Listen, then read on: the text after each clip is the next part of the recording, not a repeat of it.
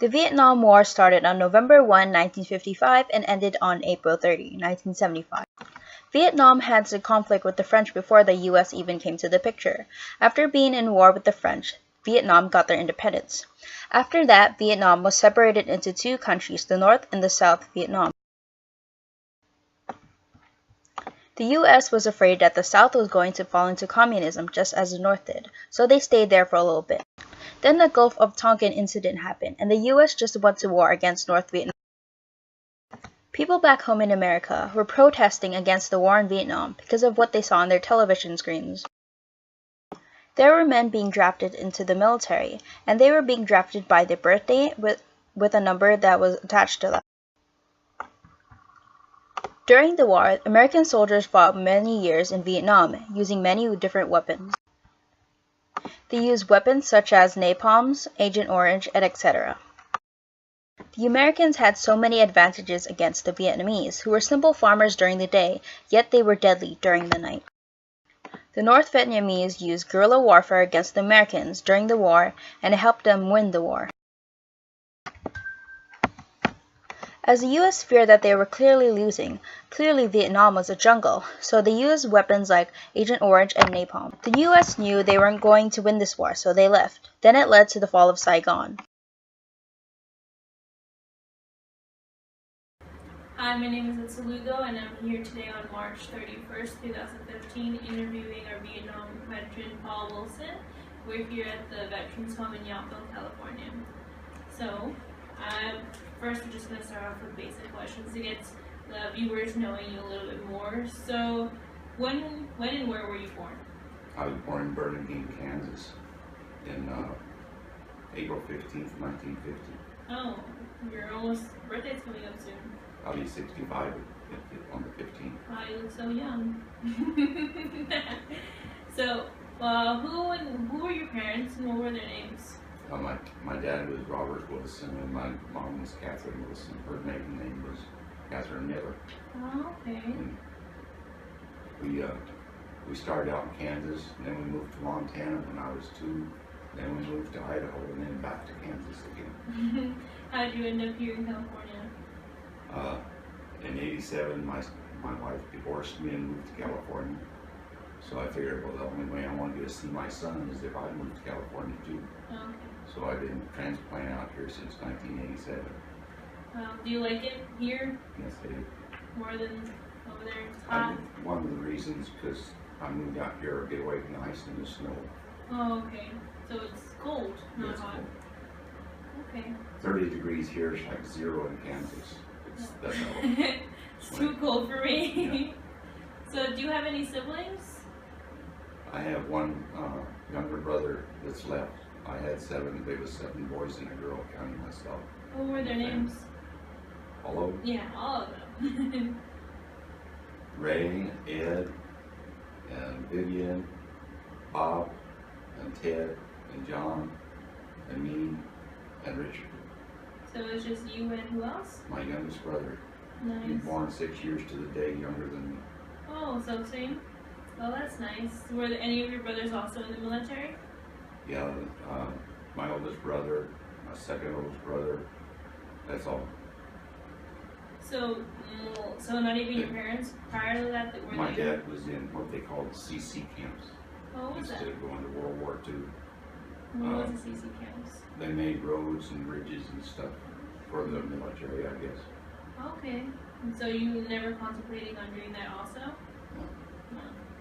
Now, on my 18th birthday, my dad made my mom take me down to the Navy recruiter and sign me up for the Navy. Oh, so you had to enlist yourself? Yeah, So, to go in the Navy. oh, so why did you choose the Navy? Because I get 3 hots and a cot. Okay. 3 hot meals and a roof over my head instead of sleeping in the middle. Okay, so just because of the food and like the environment, you chose the Navy? Yeah, and I can travel too. But besides that, my dad made me. He said, you're going to sign up to the Navy. Oh, did you have any resistance signing in first, or did you just go along So with it? I asked the recruiter if I could postpone going in for a while. So I postponed. I went in April to sign up. Then I went on the wheat harvest right after I got graduated out of high school. Oh. Started down in Texas, moved to Montana, and then when we got to Montana, got a phone call that my brother just over me was killed, that I needed to come home.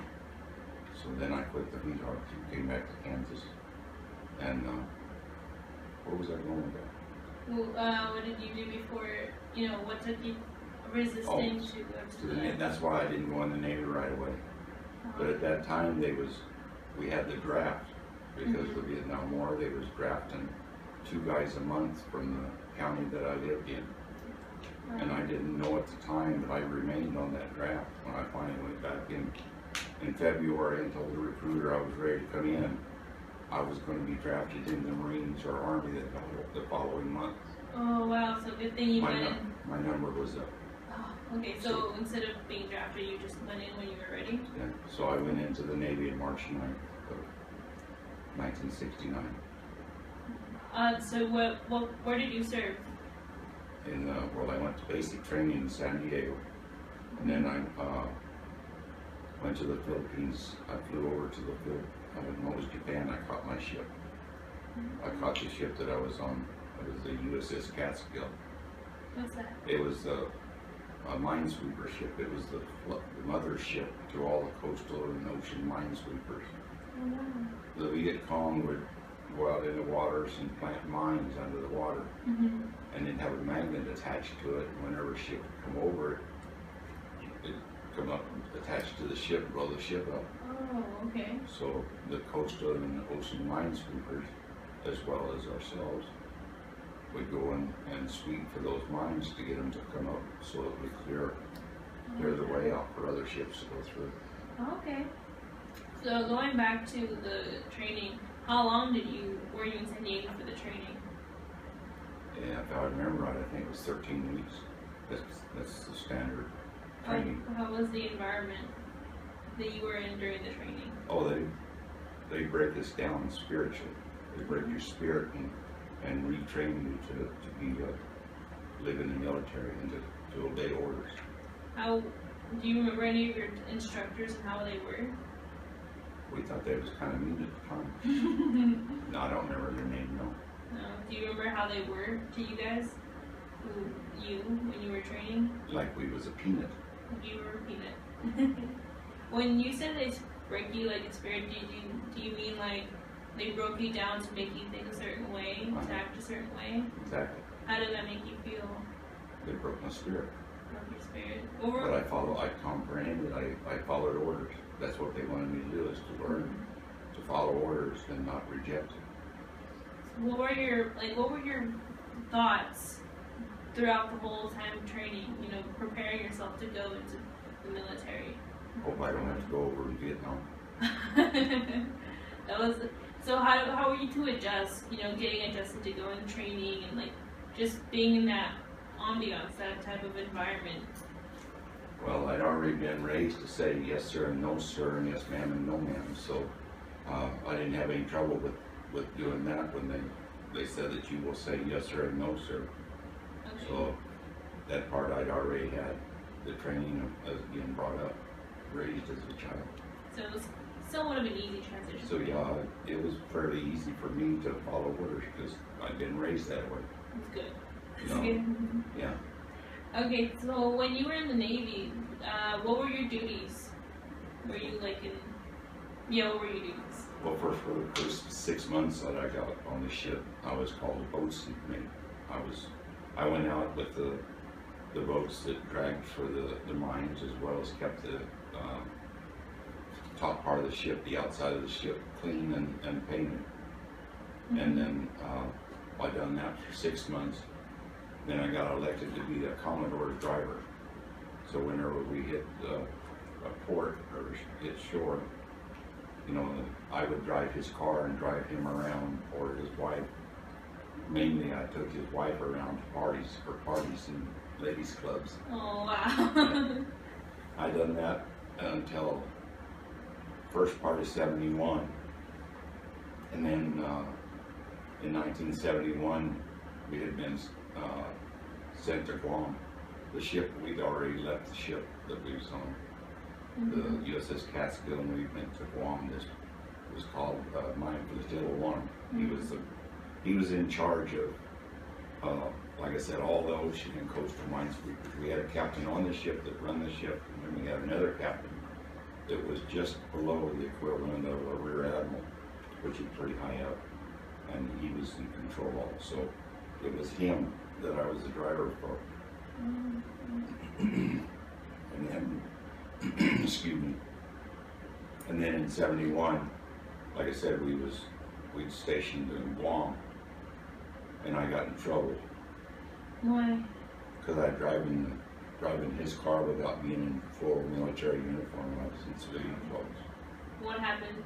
So he gave me a choice of either being court-martialed back to an E1, I was an E4 at the time, or being transferred. So I asked him, where are you going to transfer me to? He said, up here to the tugboats.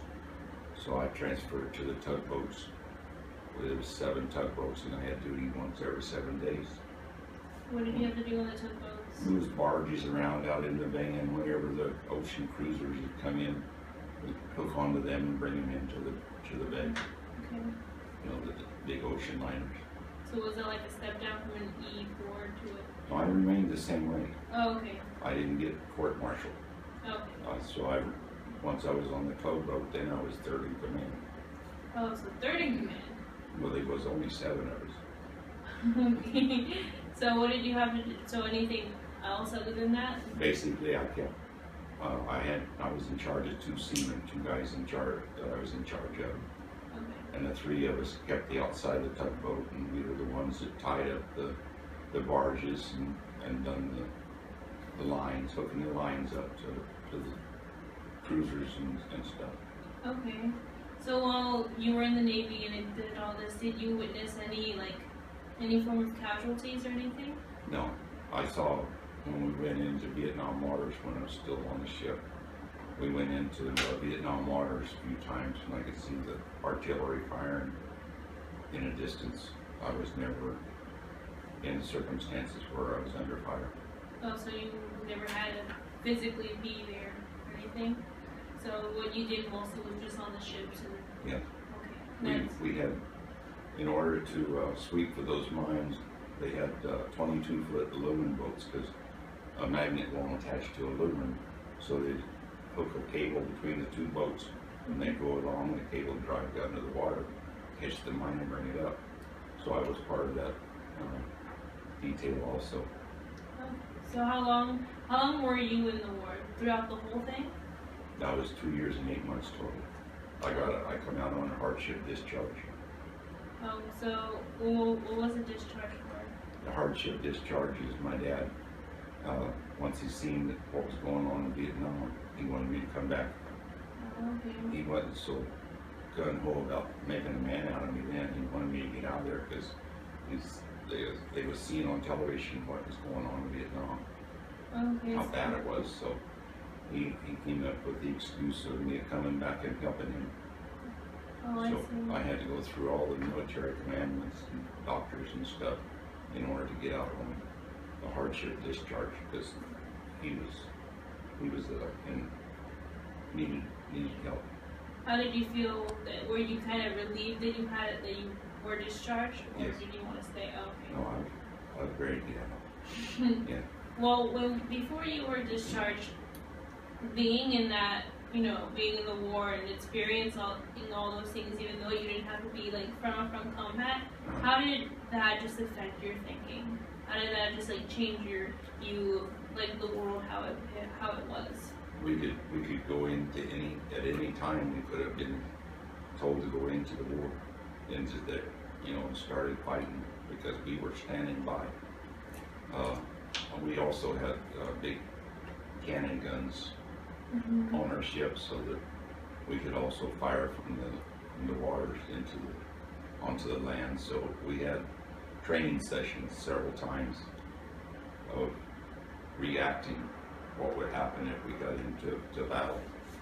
So that was, I wouldn't say it was scary, but it sure opened my eyes to what could happen if we did get into actual battle. with it. So it was frightening. Uh-huh. So while you were, while you had experienced that, even though you didn't actually were able to like shoot, the cannons like you said, Yeah. Were you always thinking of your family or your loved ones? Yeah, I thought of them quite often. I wrote back whenever I could. Oh, so it was writing the only form of like communication you had with them? Yeah. So did you write often? Maybe once a month. To keep up with them? Uh, What about your brothers? Were they also in the Navy with you, or were they in others? no, nobody else was in the Navy with me. My youngest brother never did go to the military. Okay. And my other brother that was just younger than me, he didn't make it through boot camp, and neither did my second to the oldest when they got discharged for some reason. Oh, okay. So you're the only one that made it through. My oldest brother made it completely through. He stayed in the Navy for 4 to 6 years. Oh wow.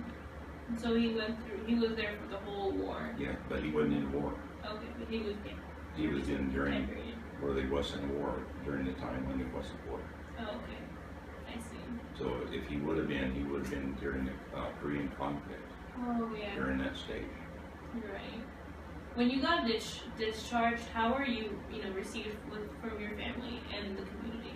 All my family, I was welcome back, but the community, I was very prejudiced for a long time, many years, because even though we came back and said we was veterans, they say, so what?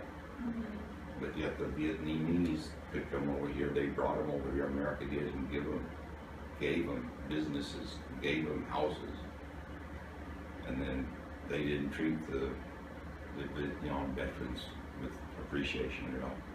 Mm-hmm. And how did that make you feel not being appreciated for like the time that you were there for the 2 years?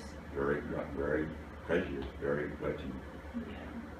Because I know during that time, a lot of protests was going on during the 70s, how people were just like, make peace, not war. And it must have been really hard for you to come back and like, it was nice that your family came and was supportive, but it must be so difficult coming back with the whole community, trying to like, not appreciative of you trying to help them. So I can understand why that's so rough. I was wishing that I was still back there. Was it that bad? Would you mind saying like one of the things that people would tell you, or a story? No, it's just basically what I said, that,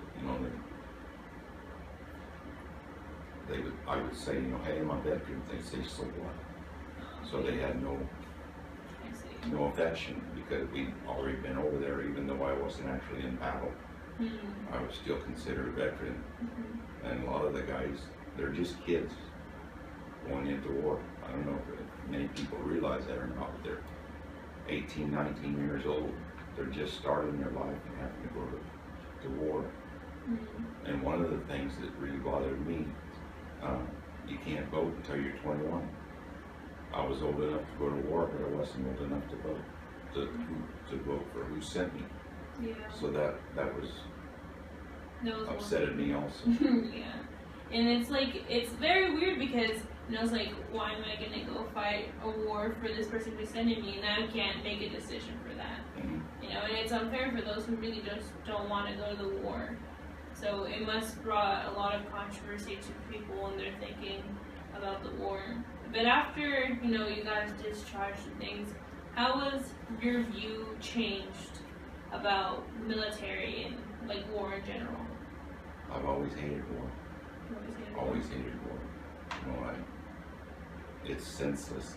This Vietnam War that we was in was a senseless war. America keeps putting their nose where they don't belong. Just like this Iraq and Arabians and the other war that are fighting right now. Mm-hmm. America's putting their nose into that war where it don't belong again. That war belongs to the people over there. They've been fighting since the beginning of time. You're right. And as we see continuous war and, how it's not stopping, or how America keeps going to war, what do you think the future looks for? How the future will look for in America now that people are continuing to go out in the war? What do you think might happen? it will still continue war until Jehovah comes in and stops it.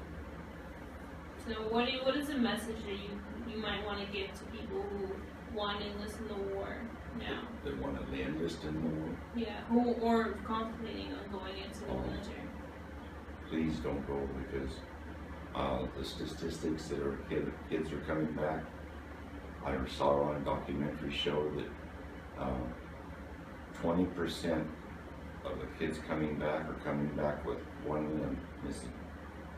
10% are coming back with 2 or more limbs missing because of the IED bombs that they plant under the road. It blows them up. So this is a much more severe war that they're going through now. Mm-hmm. The other was more hand-to-hand combat in Vietnam. Mm-hmm. Where this is the IEDs that they're using. The kids are coming back. Vietnam kids come back with post-traumatic stress disorder as well, because of and also the kids that are coming back now are coming back with post-traumatic stress disorder, the PTSD. Mm-hmm. Their minds are messed up. All they know is fight, fight, fight, and it's really hard to come back into society and to deal with society and have patience. I can see it with the kids that are coming back now. Mm-hmm. Sometimes they bring some young veterans here to retrain them for 6 months to help them to come back into society. Was there anybody to help you to be able to come back in society? No. No. So even after it kind of passed, the society not accepting you being a veteran, how did you get over just the experience of being in the war, being in during the wartime? I had to retrain my mind myself to accept what was going on. And how were you able to do that? Just mentally working on it. I had to work on thinking positive about, well, I want to get through this. Staying optimistic, kind of. And Yes. that's the only way you can actually do Yeah. it. You're right. One thing that always intrigues me, what is the main differences that you see when we look at like TVs and films and the movies they make about war or being in the military? What are the main differences from what we see on TV or films and what is out there in real life? TV is just what it is. Movies it's TV because you'll see a lot of people surviving the blasts and stuff like that on TV, when realistically, when a bomb blows up, the shrapnel carries for several hundred feet, and anything or anybody in its way, they lame or killed.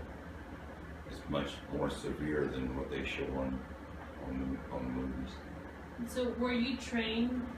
Were you trained to kill, basically? Yes. And how did that make you feel, being, knowing that you might even have to kill somebody?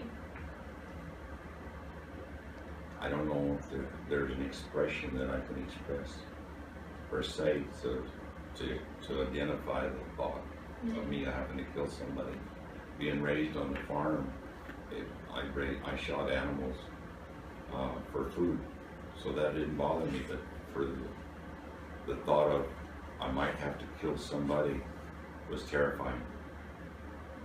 I didn't know if I would be able to actually do it if it happened. Fortunately, it never happened. That's good. It must have been really scary. Yeah. And being in that environment, I can only imagine. Mm-hmm. But now that it's been many years, what have you been doing since? Ever since you got out of the military, like after like that, job-wise or with your life? I wanted to be a car auto mechanic. Oh, okay. My childhood goals for when I grew up was, I had 3 of them. I wanted to be an auto mechanic, I wanted to go as a Grand Ole Opry in Nashville, Tennessee, and I wanted to be a truck driver. I fulfilled those 3 You did? goals in my That's life. awesome. Yeah, I started out training for being an auto mechanic, learned some of that, and then I drove a truck coast to coast and tri-state for 15 years. Oh, wow. So then I moved out here to California, I started my own handyman business. I worked at that for a few years. And then I went to a wire manufacturing company over in Dublin, California, and worked there for 13 years, where they would extrude aluminum around steel wire, and then they sell it. Different companies would use it for telecommunication. Okay. So that was my last job. And then now you're retired. Mm-hmm. You enjoy your life now? Yes. That's good. Any more stories or any stories you'd like to share before we conclude? Not that I can think of. No? Okay. Thank you so much for letting me interview you today. Sure. And that's the end of our presentation. Thank you so much.